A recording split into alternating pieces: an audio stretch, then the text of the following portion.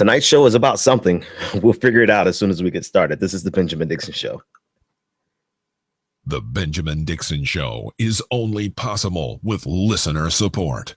Go to www.thebenjamindixonshow.com to register for our blog and join the Progressive Army. And now, ladies and gentlemen, you're now about to witness the truth. It's the Benjamin Dixon Show. Welcome, ladies and gentlemen, to the Benjamin Dixon Show. I am your host, Benjamin Dixon. It is Wednesday night, February 3rd, 2015. We are just coming in at the tail end of the Democratic Forum. And, they always schedule these things in the middle of my show. So I think it was a good forum. You could join the conversation, 857-600-0518. We won't be long tonight. I'm still recovering from the stomach flu, and actually feels like it's gotten worse in the last hour or two. But we're going to talk a couple things that have gone on today that are very interesting. The forum that we just got through watching, hopefully you watched it. I think it was really good to see. I prefer debates over forums any day, because forums just give you a chance to talk without any pushback unless the moderator gives some follow-up questions. And I think there were some pretty good questions from Anderson Cooper. I think he hit some things on the head, but it still was not a combative type of interrogation that you would get in a genuine debate, which is a necessary thing, right? Which brings me to the first thing I want to say today is there's this prevailing notion that we should be friendly and that we should be cordial and that this process should not be intense. I disagree. I mean, we're talking about the nomination for the presidency of the United States. It should be as intense as it needs to be to get the truth out and for people to see all sides of a candidate. I think the worst case scenario for Democrats would be for Hillary Clinton to go up against a Donald Trump, because Donald Trump is a master of getting underneath someone's skin. And we really haven't seen Hillary Clinton have to be in that type of combative scenario. Heads up, sure, she has been thoroughly criticized over the years. I mean, I don't know too many people who have been the ire of Republican hatred for as long as she and Bill Clinton have. Barack Obama comes in a close second, but there's a difference between having people talk about you on the news, having people talk about you on talk radio, and having people write articles about you and newspaper posts about you. There's a difference between that and being in the arena of a debate, which is why tonight's forum, is as good as I think the forum was, it still doesn't do either candidate justice. It doesn't do what they need in terms of getting ready for a heads-up debate against someone as insane as Donald Trump, someone as dishonest as Ted Cruz, and someone as manipulative as a Marco Rubio. With Donald Trump, I still think it would be the worst case scenario, because Donald Trump is not going to pull any punches, and the people don't want him to pull any punches. So he's going to be free to say the most outrageously offensive things. And we don't know how Hillary Clinton will react in that kind of scenario. I saw some fight in Bernie Sanders tonight. I honestly saw some fight in Bernie Sanders in terms of how he spoke of Donald Trump. I think he would do, then the polls bear that out, that he'll do fine against Donald Trump. So that's the first thing. People think that this primary process should be cordial. I don't agree with that. And here's the other thing I don't agree with. This notion that there's this, when someone tells the truth about you, I don't consider it to be an attack. It's, to me, an attack is something that's unsubstantiated, something that's a half truth, something that is malicious, something that distorts reality in order to get an advantage over you. I don't want to see Don Lemon in the background while I'm talking to you guys. So when someone tells the truth about you, to me, that's not an attack. Yet, I find more often that whenever I speak the truth, or anyone speaks the truth about Hillary Clinton's past, Hillary Clinton's present, and what we believe would be her future, is seen as an attack. when I say this statement, to me, it's not an attack. Hillary Clinton is a status quo establishment politician. That is a matter of record of her own mouth. This is what she says about herself. She won't use the word status quo. She'll say that I'm a progressive that wants to get things done. Translation, I'm going to triangulate and I'm going to do what I can to get whatever I can done. To me, that's establishment politics. The games that she plays with Wall Street, taking money from Wall Street, but then pointing out that Karl Rove is also taking money from Wall Street to run ads. That's a status quo politician. It's not an attack to call her out about that. It's the simple fact. To say that she's not a progressive, that's not an attack. That is just a matter of record. And I was glad that Bernie Sanders' campaign this afternoon tweeted out a rebuttal. You know, everyone was so sensitive about him saying that she's a progressive on some days. In reality, that's exactly what it is. On some days she's a progressive. On other days she's not. That's not an attack. That is a matter of record on film. She said it herself.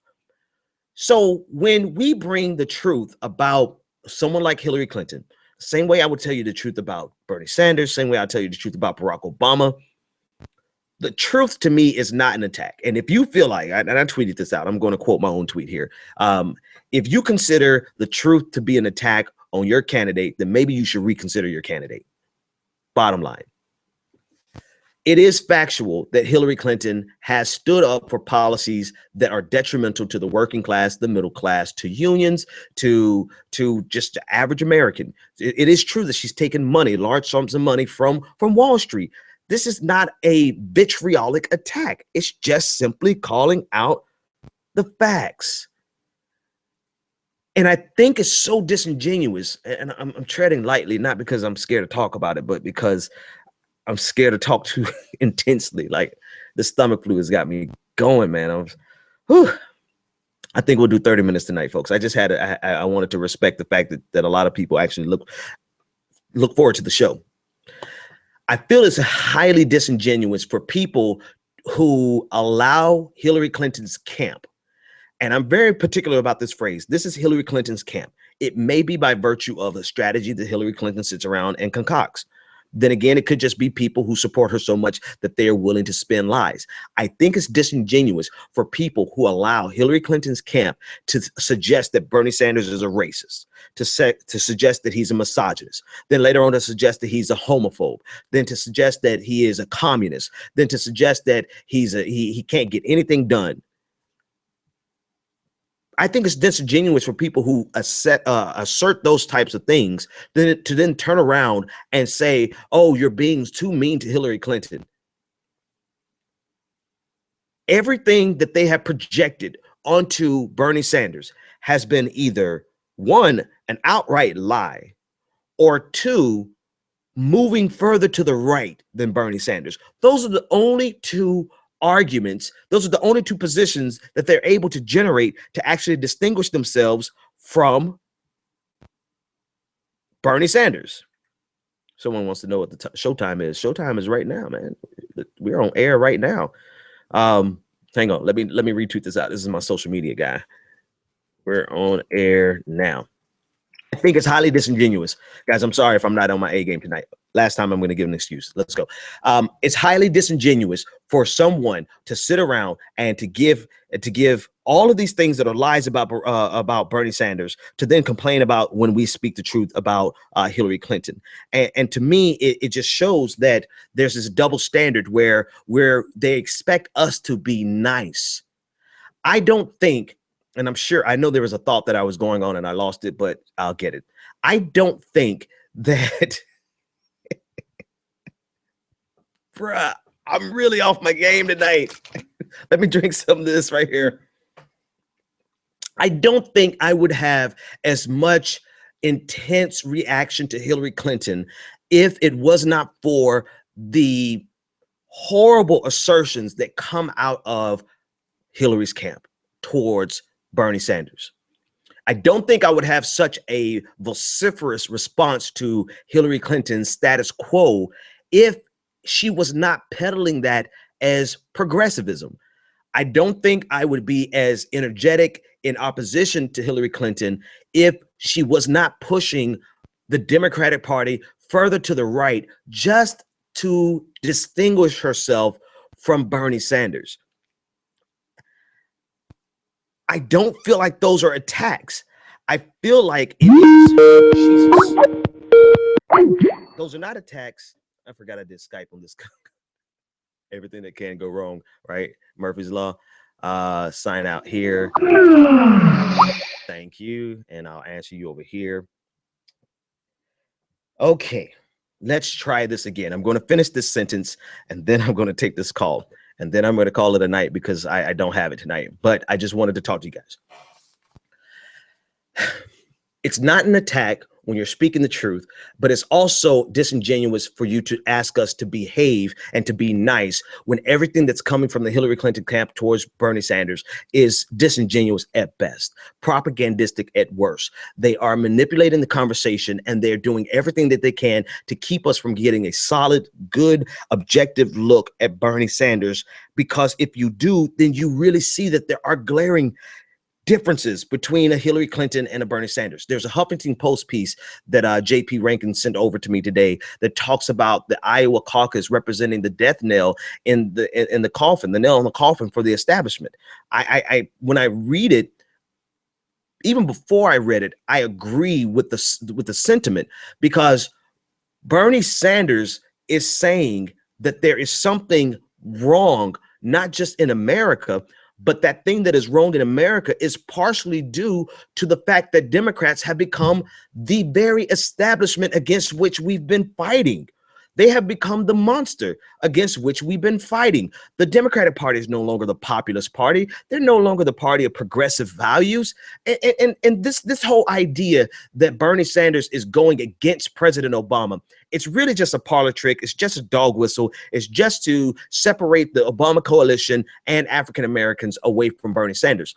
But in actuality, if you unpack the entire argument around it, you would realize that President Obama himself has been held captive by this Democratic establishment because they were not willing or capable, I don't know, willing or able to go the distance with Barack Obama in terms of the progressive ideas that he may have wanted to implement.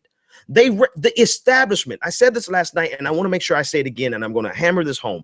In 2010, the Democratic establishment made the concerted, they made the decision, rather, to move away from President Obama's achievements. They did not run on President Obama's achievements. They ran away from it. They didn't run on Obamacare. They ran away from it. And as a result, they lost. We lost control of the House to the Tea Party caucus and John Boehner in 2010. That was not because of President Obama. That wasn't because of progressives. That was because the establishment made a calculation to move away from President Obama.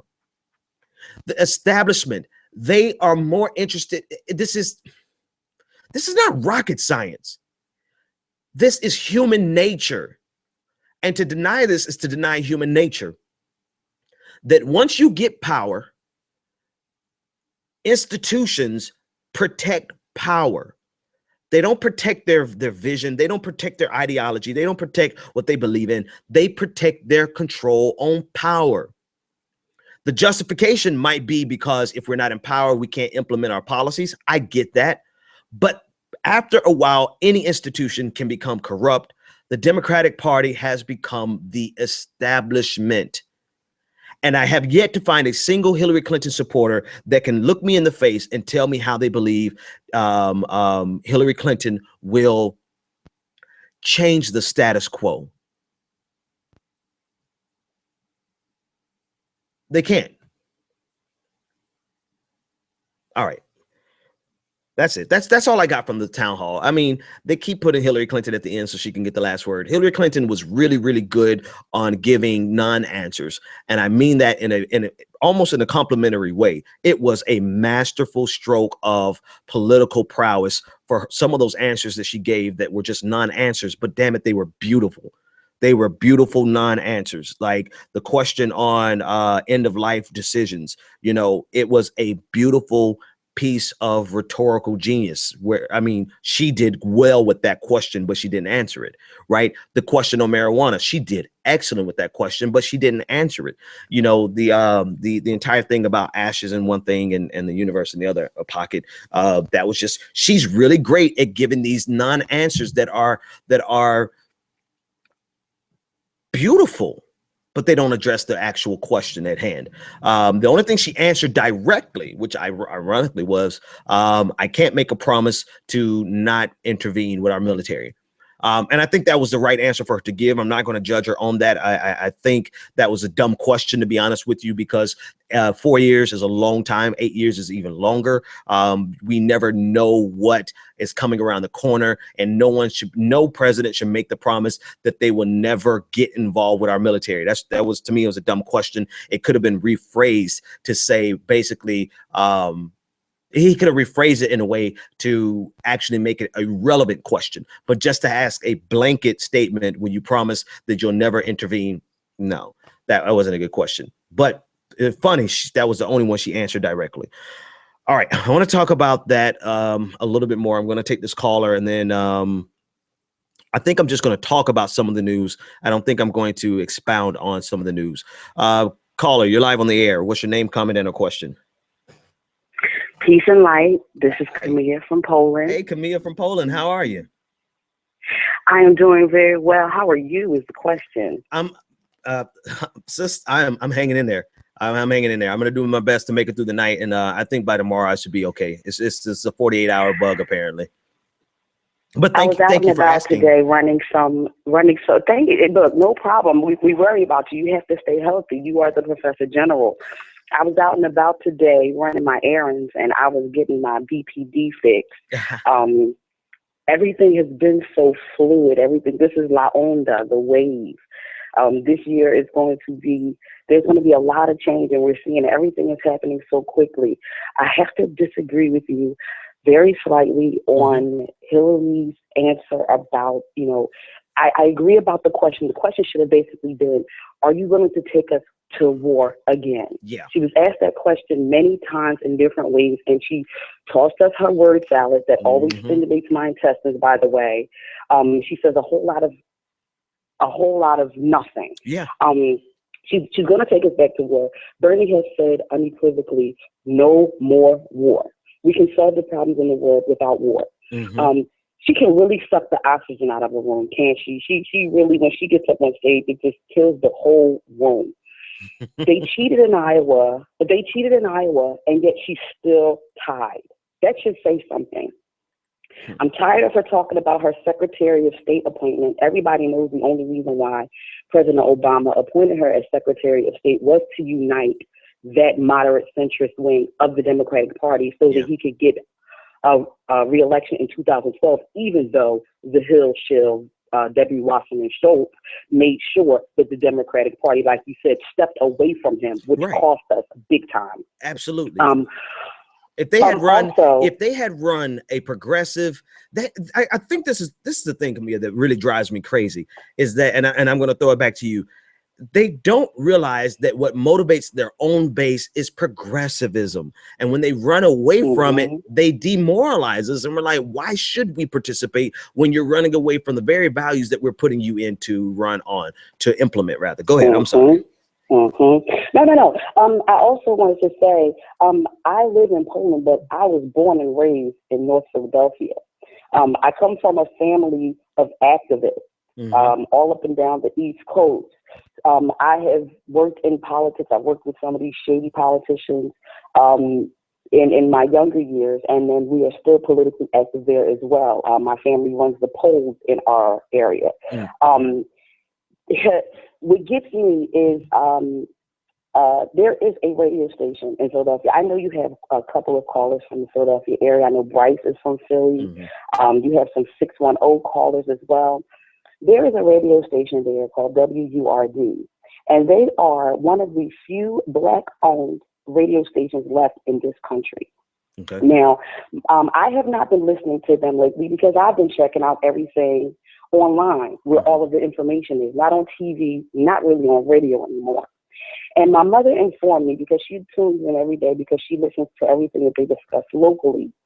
And what happened was, some people called in after Iowa, and these are people of color who were still saying, yeah, but we're not feeling the burn. Now, this really is an issue that I have. As you have stated and many others have stated, I cannot understand for the life of me how any Hillary supporter, let alone one of color, can support her with a clear conscience.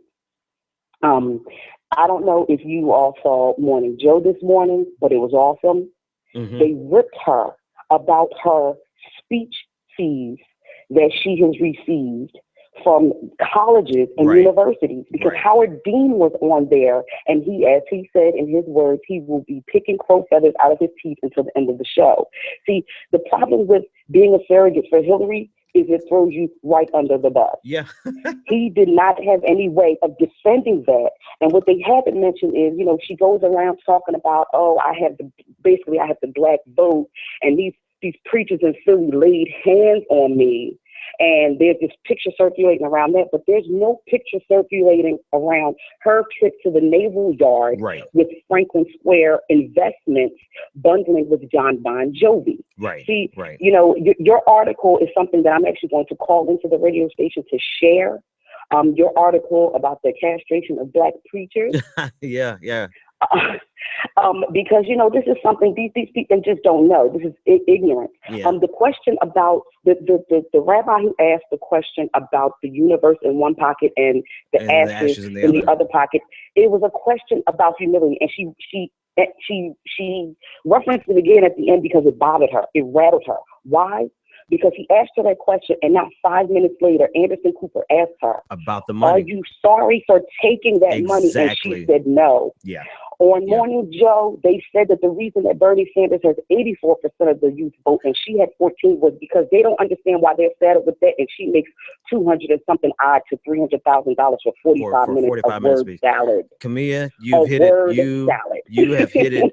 You've hit it on the head, particularly with that. I have to give Anderson Cooper. Listen, thanks so much for the call. I want to get these other calls that are calling in. Thank you. Take care. Feel better. Thank you so much. I think Anderson Cooper actually did a hell of a job with that. And I actually hadn't put that together, Camilla, that she gave this beautiful word salad. I'm going to take your phrase. She did a beautiful word salad in response to the universe and the ashes. Beautiful. I actually connected with her. I was like, oh, no, not for her. I connected with her because it was a beautifully spun, almost poetic. It was great. And if that was off the cuff, then she's very talented. Great response. But I hadn't connected with the fact that 5 minutes later, she said, no, I don't apologize for taking the $675,000 check for a 45-minute speech from a company that is at the epicenter of the problems on Wall Street.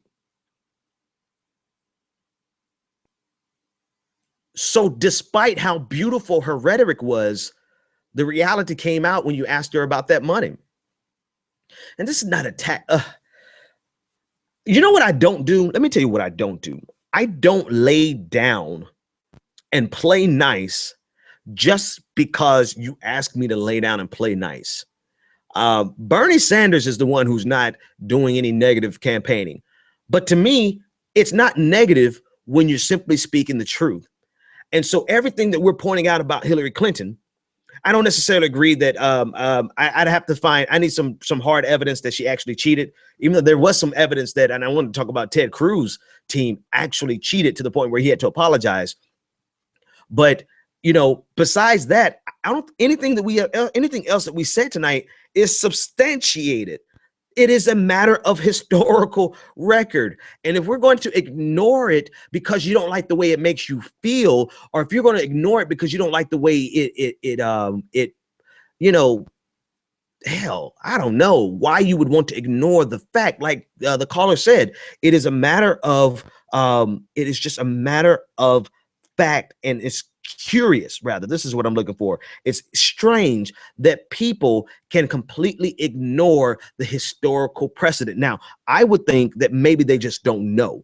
Right. I was talking to some friends, some older people that I hang out with from time to time. And I start asking them about Hillary, and we start talking. And then I start pointing out some of the things that she said in the past and some of the things that she did in the past. And you know what they said?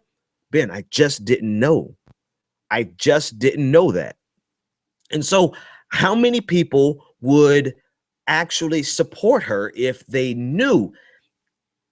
And again, can you really call it an attack when it's simply recounting the facts? You know what an attack is? An attack is when you try to make African Americans feel like Bernie Sanders has a problem with minorities and that he's some type of racist and that he doesn't feel like Black Lives Matter. That is a clear attack. That is a clear attack that goes counter to everything that Bernie Sanders has stood for his entire career. So not only is it an attack, but it's blatantly not true. But when I say Hillary Clinton is an establishment politician, that is a statement of fact. That's not an attack. And if that hurts your feelings, then you need to reevaluate being in this, maybe you need to get offline or something. I don't know. Caller, you're live on the air. What's your name, comment, and or question? Hey, Ben, Bryce, what's going on? Bryce, what's happening, man? Glad to have you call in. What's up? Well, all Hillary did do tonight was just lie. And all Bernie did was tell the truth. And that's just point blank, period. What happened tonight? Bernie did a great job, and Hillary just lied and then tried to back out, and she was forced to tell the truth. I think Cooper did a good job with that. Yeah, I think he did too. So, yeah. Oh, another thing too. You see Obama visit that mosque in Baltimore today? Yeah. Yeah, and I tweeted you about it. And Fox News people, they were going crazy. I was sitting back just like, man, it's like, can this man be Yeah, they have been president? Can this man be president? Just let him be president. You can't go and visit a mosque and right. talk and oh my God. Get better than that. Thanks, man. I appreciate it. So President Obama went and visited a mosque, and Republicans subsequently their heads exploded. Which brings me to the other argument that I just don't like. All right, let's have a real conversation.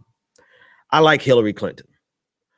I like her as a shrewd politician because I think you have to have a bit of snake in the grass in your heart to be an effective politician.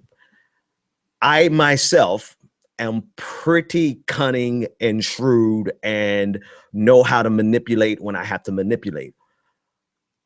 I just simply have set my moral compass to do this for the right reasons, not for financial gain, not for fame, which I neither have fame or financial gain, right? I don't have any of that, right? I just made, once you realize this is the real answer to the ashes and the universe, right? Once you realize you have a capacity to do, to affect other people, however you affect them, you have to make the decision, how are you going to affect them?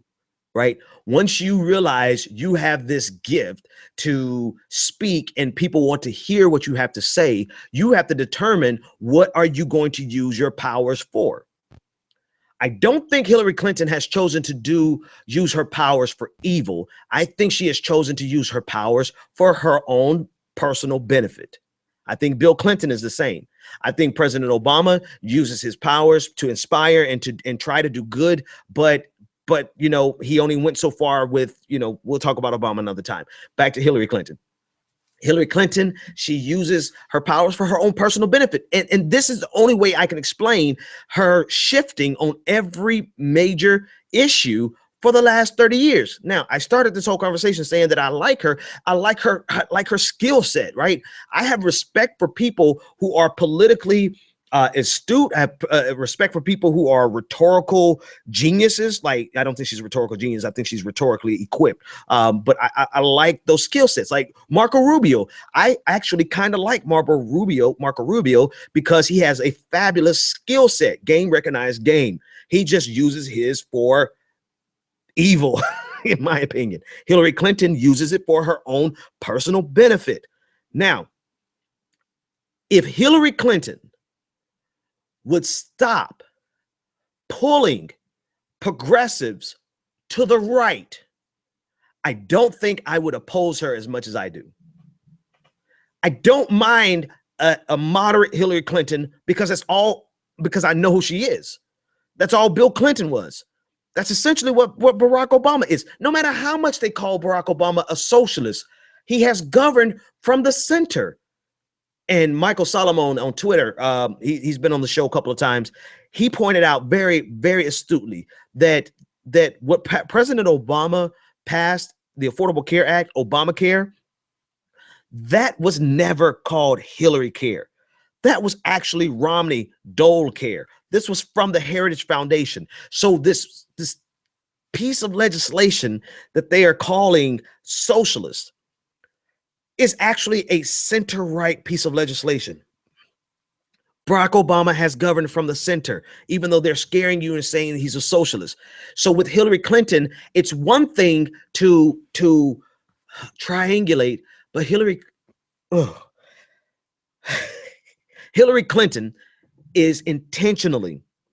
This is worse than Bill Clinton. This is worse than her husband. This is worse than Barack Obama. Hillary Clinton and her supporters are intentionally pulling progressives and the definition of progressivism further to the right for the purposes of her political gain.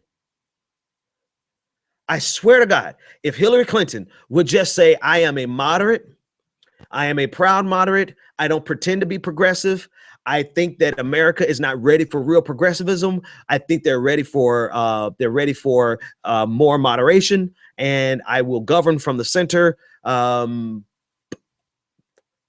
would believe her 100%, and I wouldn't oppose her as much. I still will pull for Bernie Sanders because I believe in progressivism. But that's not what she's going to do. That's not what she's done. That's not what her supporters have done. And to say tonight that, Bernie Sanders shouldn't be the gatekeeper, he never made himself to be the gatekeeper of progressivism, Hillary Clinton. He simply made the point. He simply pointed out, rather, what you have said yourself, which is that you are a proud moderate. You confess you're guilty. You are a moderate.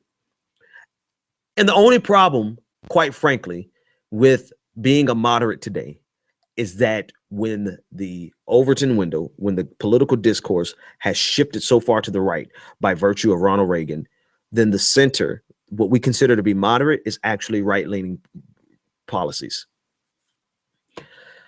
Yep, I think I might be about done, folks. I've done all I can do. I was up all night last night, but anyway, let me say this. So I would be negligent if I didn't mention a couple of things. DeRay McKesson is going to be running for mayor in Baltimore. He's trending on Twitter at 27,000 tweets per minute. So that's a big deal. We'll chat about that at another time. Caller, let me go to you. You're live on the air. What's your name, comment, and or question? This is Umar from Brooklyn.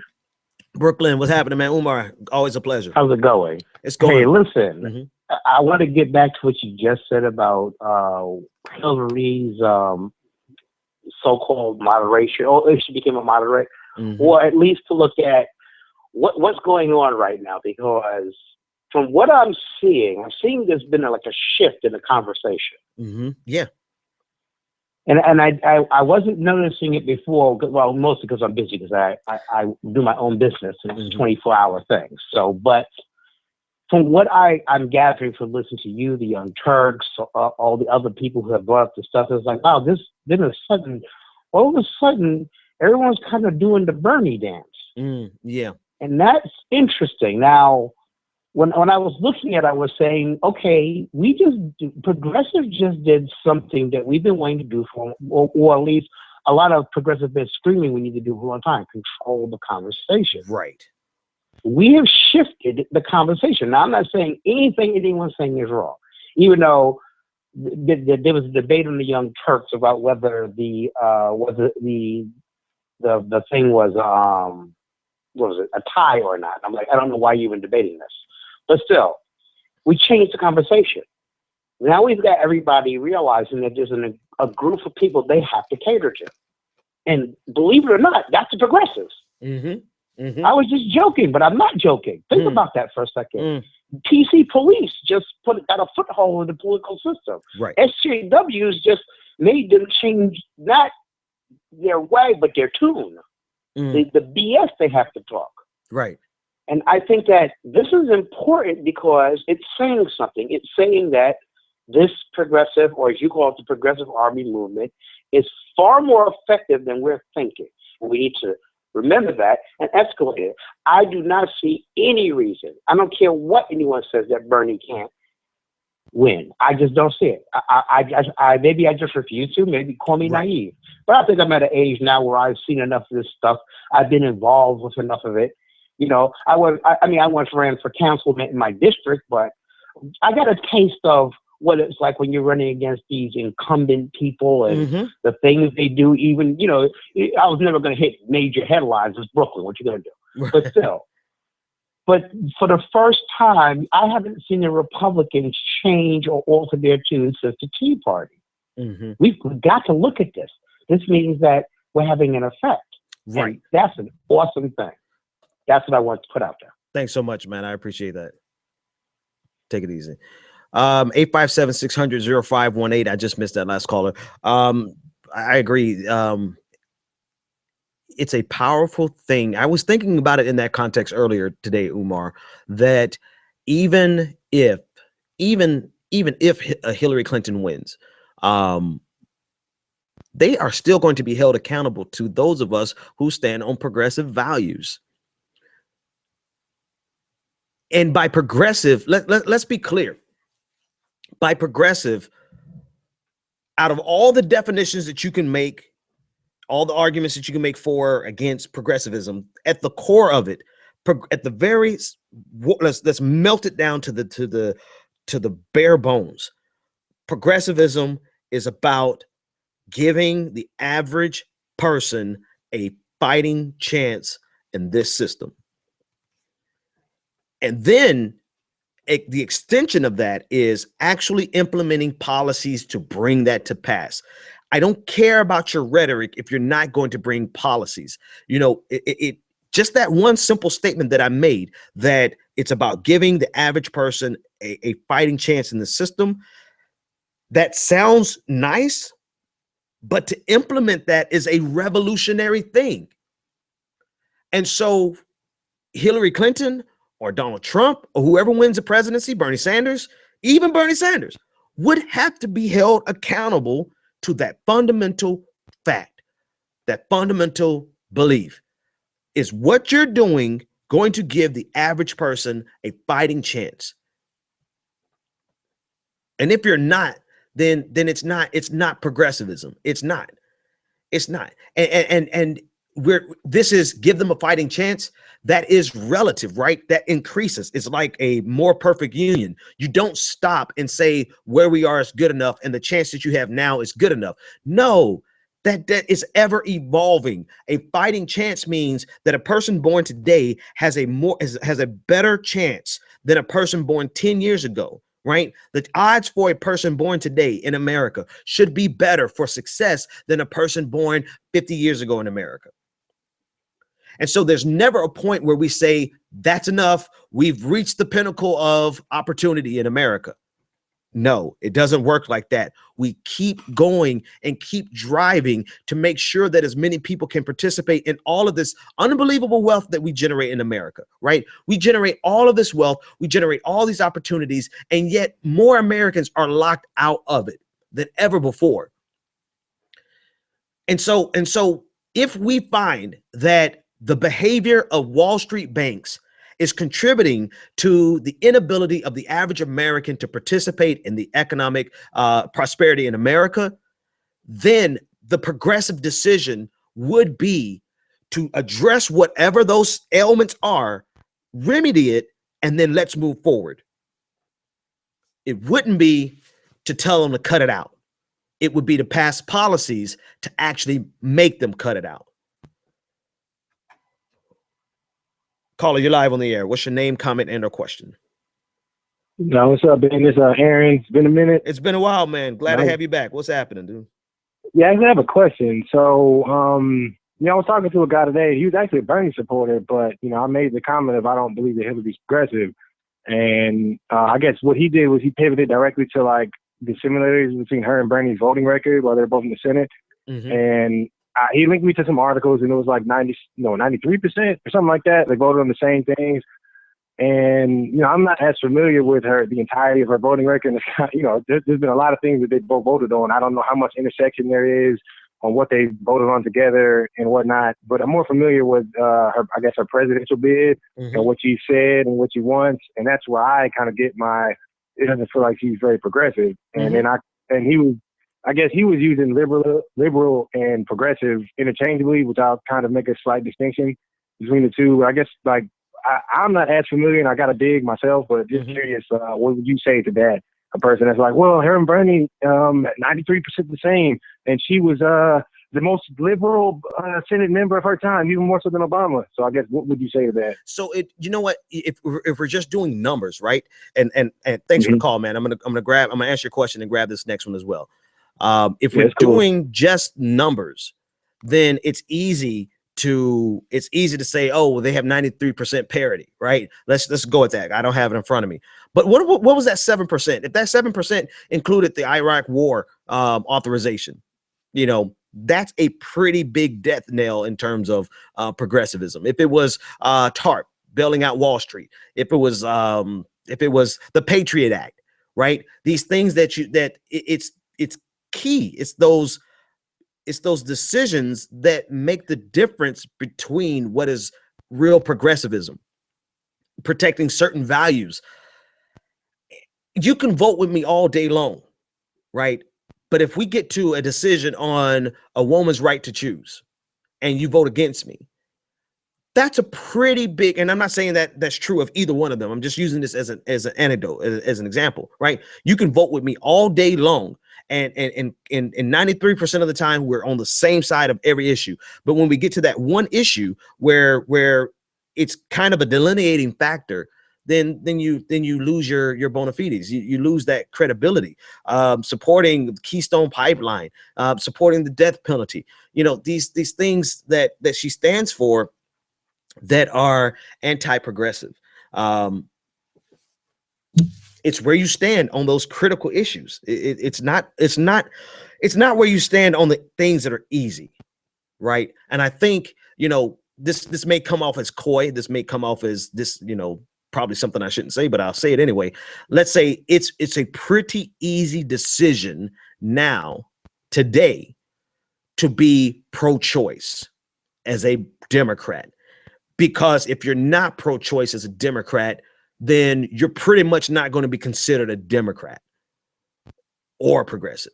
It's a pretty standard thing now to be pro marriage equality, because if you're not, then you're not going to be ever considered a progressive. Not today. The question is, where did you stand when those things were unpopular? And Hillary Clinton doesn't stand. She didn't stand for a lot of things. Well, I mean, she's always been for a woman's right to choose. Let's be clear there. I'm not asserting that, but I'm just using that as an example. Pedro, what's happening, man? You're on the air. Hey, Ben. I hope you feel better soon, dude. Thanks, man. Thanks, man. I wanted to emphasize a point that I don't think got enough emphasis of what Bernie Sanders said. I'm not going to try to quote him, but an idea he put forth was that his values, the things that he wants to push forward, the progressivism, the democratic socialism that he wants to push, doesn't end with one president. It's not going to be all him. Yeah. He's trying to push a movement. He's trying to gain momentum, not just for his campaign, but for everything that he wants to push that he believes is better for America and the working class and the Commonwealth of the people. The way I see it, Hillary, while of course, you can't really question her on her progressivism, because she's going to right away compare herself as a foil to the Republican Party. Mm-hmm. But the way that she's trying to say, oh, we already have Dodd-Frank, we already have Obamacare. Right. The way that she's sticking to it, she's trying to say we should settle for what we have, right, rather than we should work more. And of course, it's not completely down the line. It's not like a blanket statement. But the problem is that she can't. It's disingenuous to call yourself a progressive when these things that she's trying to defend have so many flaws that don't have a clear goal of being fixed. They don't have a clear line of sight of how can we get this working for more people. There's a lot of people, and I don't mean Republicans, but there's a lot of people complaining about how the Affordable Care Act isn't working for them right now, or how Dodd-Frank isn't doing enough for the banks. But all she's saying is, well, what I have is good enough. She's status quo to what she believes is the Democratic Party. So the point I want to make is that Bernie's saying it doesn't matter if you vote for him per se, so much so that he wants the people to get out there, the people that are otherwise lethargic or apathetic to where this country goes, and to make sure that they push for themselves, for everyone's sake, a country that works for the better for all of us. Absolutely agree, man. And that's a great point to pull out. Pedro, is always a pleasure, man. No problem. Have a good one. You too. Actually, I think that's a really great point to point out. The fact that she is pushing this notion, and again, folks, just to be clear, if Hillary Clinton were to say, just be honest and say, actually, you know what? Here's the thing. Let me reframe this. With the exception of her trying to assert after the fact that she's a progressive, right? She only says that in passing from time to time. She only says that occasionally. I think she may have said that maybe 4 times on a national platform that I caught wind of. Other than that, Hillary Clinton is making it explicitly clear that she is a moderate, that she wants to conserve what we already have done, and she quite frankly thinks that it's sufficient. We just need to tweak around the edges. It's her supporters that are running around trying to tell us that this is the definition of progressivism. So I'm going to take this back. It's not Hillary Clinton, because Hillary Clinton has been express in telling us who she is. She has not minced words. She is trying to convince us that this is what the best way, who she is. I'm going to keep what we have, and I'm going to tweak around the edges. That's her entire message. That is not progressivism. It's only once or twice, maybe 4 times, that she's claimed to ever be a progressive. I don't blame her anymore. Just had an epiphany. The light bulb came on. I'm not going to blame Hillary Clinton anymore. You know who I blame? I blame those people who all they care about is having someone with a D by their name in the White House, regardless of whether or not that person with the D implements policies that are about the same or in parity with conservatism. I blame them. I blame those people who are afraid of trying to do more in America. And not Republicans. I don't blame Republicans one bit anymore. Not on this conversation. I blame Democrats who are afraid of their own beliefs. Like, if you are afraid of a single payer system, then either you have I don't know what you're. The statistical evidence does not substantiate your fear. The historical evidence doesn't substantiate your fear. The political evidence simply says it's going to be a fight just like every other fight. It's not like fighting for, this is what drives me crazy with Hillary Clinton supporters. Not even Hillary Clinton supporters. You act as though she's going to have an easy go with this intransigent Congress. Like, because she's so willing to triangulate that she's going to get more done. When in actuality, if you realize how much hell they gave President Obama implementing a right-leaning, moderate conservative policy, the Affordable Care Act.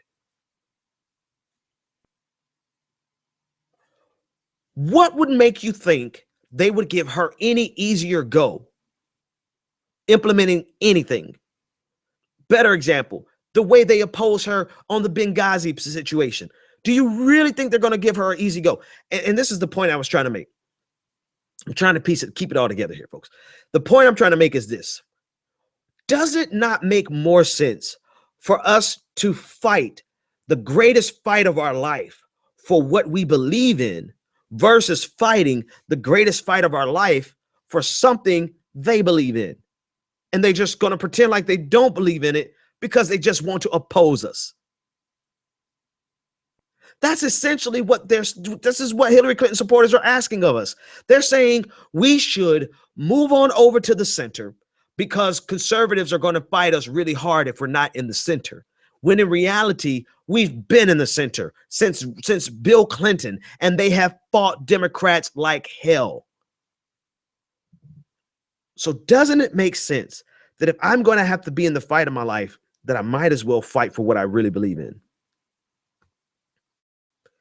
Hillary Clinton genuinely believes in moderate center right. She does. This is not a slam on her. This is just a reality.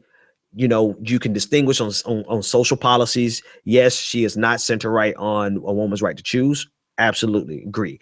On marriage equality, no longer. She's on the left on that. You know, in most environmental issues, right, with the exception of where it has an economic impact, right? When economics comes into play, she is center right. Keystone Pipeline, TPP, center right. And it's not an attack to point these things out. It is merely our duty, like Umar was saying, as progressives, to delineate and say that there is a difference, and stop trying to convince us of otherwise. Stop trying to make us think that we're crazy. Right? This is what pisses me off about Clinton supporters as well. They want to convince us that we're just crazy purists because we actually have something that we stand for, and we know it when we see it, and most of all, we know it when we don't see it. And Hillary Clinton knows this, right? You know what? I'm going to start speaking more positively about Hillary Clinton because she is being truthful about who she is in terms of what she stands for, because she's made it clear. I'm not going to change anything. I'm going to stand on what we've already done. I'm going to maintain, translation, the status quo. She is absolutely clear on that. She says that every time she gets on national television, and the delusional part is her supporters who get out there and say, she's such a progressive. Oh, Hillary, you're such a progressive hero. You've been a progressive for 40 years. Really? Caller, you live on the air. What's your name, comment, and or question? Hey, Ben, it's Chris. Hey, what's going on, man? Thanks for the call. Oh, no problem. I haven't called in a while. I've been busy. I wanted to agree with a lot of what you're saying about Hillary and her supporters. I do know some people here locally that have this mindset that she is very progressive and all for a lot of changes, when in reality, it's not something that you've really heard her say herself. And I think maybe part of it is that maybe she's kind of gotten stuck in being more worried about people in her own class, mm-hmm. and not really addressing some of the other issues that have been presented to her in the past, as well as the president as well. Going back to the beginning of the campaign, where Bill Clinton admitted to being part of the prison industrial complex situation, mm-hmm. and leading into the situation where it just became worse and worse by the bill that he had signed when he was still in office. Mm-hmm. And I have not heard her say anything about potentially fixing, changing, reforming that. And I think for me, that's a big issue, because you see, all the numbers and statistics on TV, about how it disproportionately affects minorities. And I think if she really was progressive as her supporters claim to be, I think that would be something that she would want to fix. Right. Right. And you know what? I'm glad you mentioned that, because I need to go back and give my apologies to Black Lives Matter Boston. Thanks for the call, man. I'm gonna grab this next one too. And I'll address your question. I want to go back. I told you I'll call myself out. I've had some time to really think about Black Lives Matter Boston, that video of the 3 activists who confronted Hillary Clinton and essentially asked her where her heart is. And I clowned them really good. I'm like, y'all just need to sit down because you're not ready. You're not ready for, you don't, that's not the question to ask. Those were my exact words. That's not the question to ask. They were asking in context of, her role in the criminal justice problems that we have today, and the role of her husband, and has she come to grips with her role in that? And a lot of people clowned them, including me, because I'm like, it sounded like just a bunch of talking. But I have to confess, I apologize to you guys, because thinking about how sincerely indifferent I've seen her be on her role in the lives of many hundreds of thousands of Americans and minorities, African Americans in particular, being in prison for longer periods of time, and then to see her get on stage at the last debate and say that her heart breaks when she sees, the number of African American men who are like 25% more likely, or whatever stat she threw out, but then consider her role in that. Changing your mind and changing your position is one thing, but can you explain to us how you came to terms, if you've ever come to grips with the fact that your words and your lobbying essentially is what she did as a first lady? She went around promoting this crime bill. Have you come to terms with the fact that your lobbying has put this many people in prison, and it is now something that you feel like we need to undo? Because that's a heart, soul, mind agreement thing. That's really where your actions are counter to what you're saying right now, right? Your previous actions are counter to what you're saying. And you need to explain to us how that evolution occurred, because there's so many evolutions that take place. You need to really help us to understand that evolution, if there was an evolution, so we can evaluate the evolution. For instance, my evolution on gay marriage was not a political decision. It was not a convenient decision. It was not for political expediency. It was, I literally sat down and thought about my position from a religious perspective, from a historical perspective, from a political perspective. And I came to grips with the fact that I was on the wrong side of the equation. Now, I've written extensively about it. You can go and see that evolution, and you can decide for yourself whether you feel like it's a legitimate evolution. I should hope that no one is today who they were 40 years ago, right? But when you shift positions so much and you want us to take you at your word, then you at least have to explain to us how it happened. And that's what Black Lives Matter Boston was asking. And I just kind of disregarded it at the time because I really didn't catch it. And so shame on me for not being as sharp on that one as I needed to be, because, that was really a significant question to ask of her. And she got around it like she does most other questions.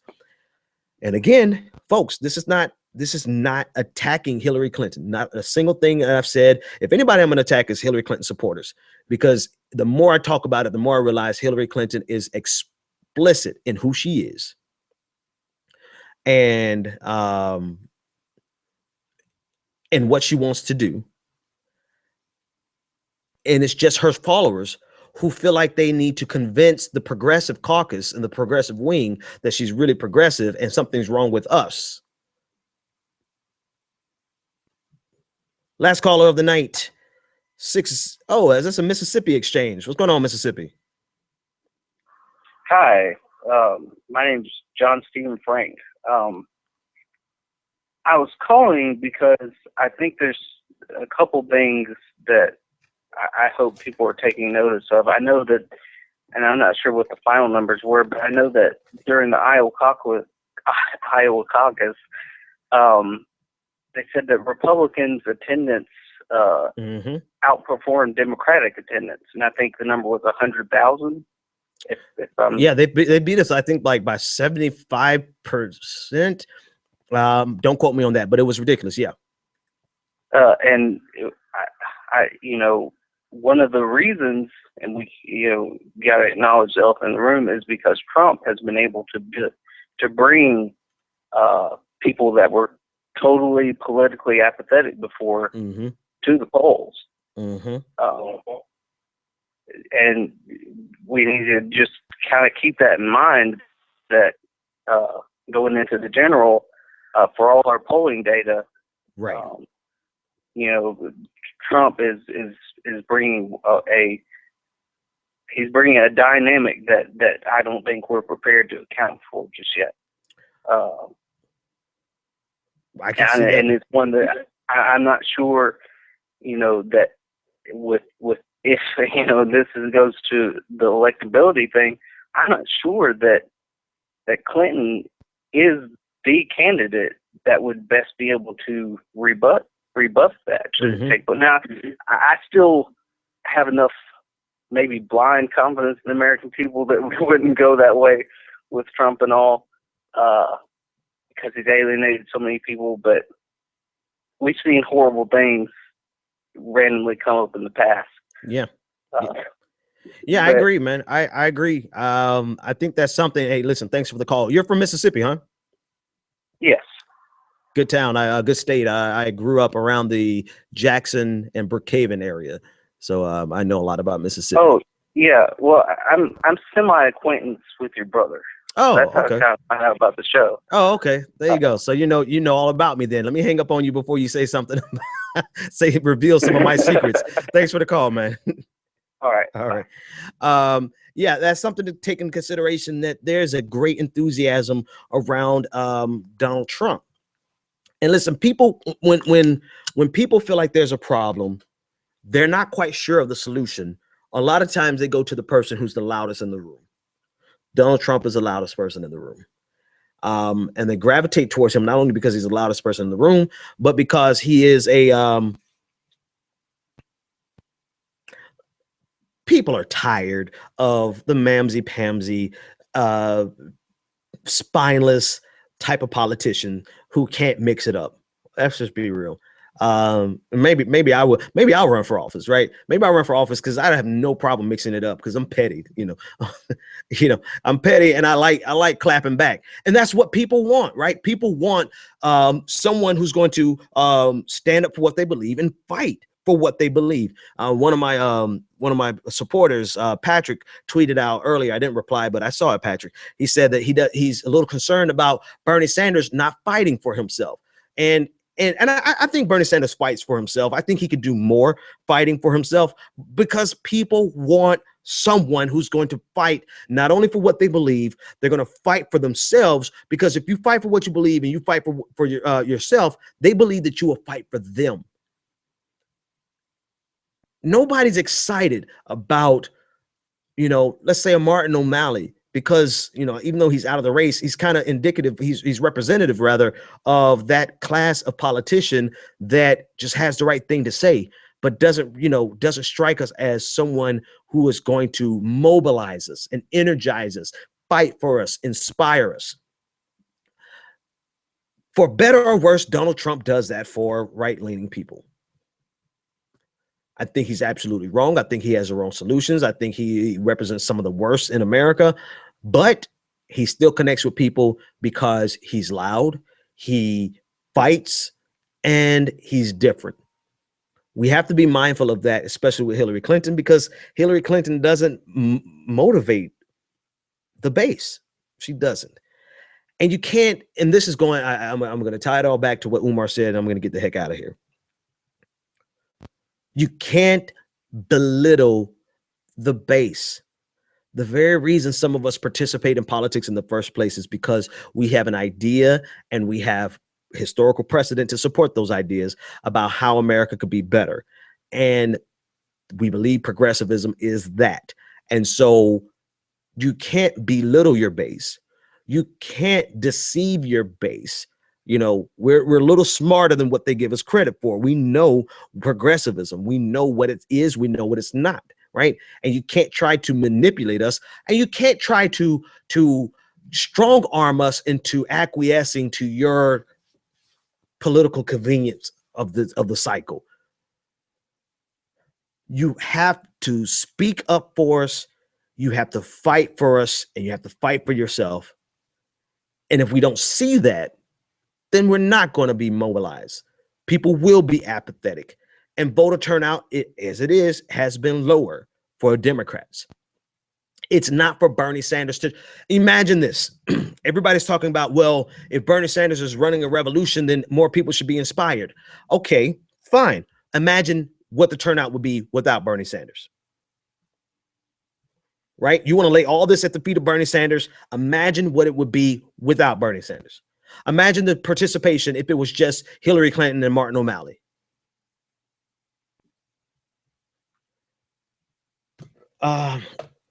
In other news, you guys go check out my interview on The Current. I was listening to it. It sounded like it's Canada's version of the NPR to me. The Takeaway. That's what it reminded me of a lot. It was a great interview. I talked about Bernie Sanders. Great interview. I tweeted it out, so go check it out. Also, Sean King did an article about our show, about the Benjamin Dixon show. So you guys, episode that I was talking about Black Lives Matter should endorse. He took an excerpt of the show and discussed it. So go check out Sean King's article in the New York Daily News. We'll be discussing DeRay McKesson running for office. I want to digest it a little bit more, and that's it. So folks, it's after midnight. I'm going to bed, and maybe I can make it to work tomorrow. Yep. That's all I've got. Talk to you later.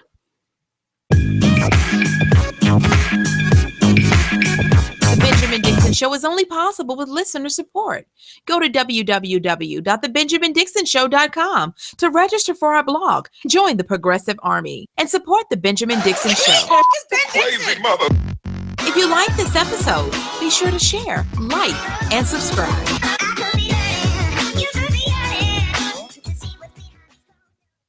Consider becoming a Patreon. Go to www.patreon.com/The BPD Show and support The Benjamin Dixon Show.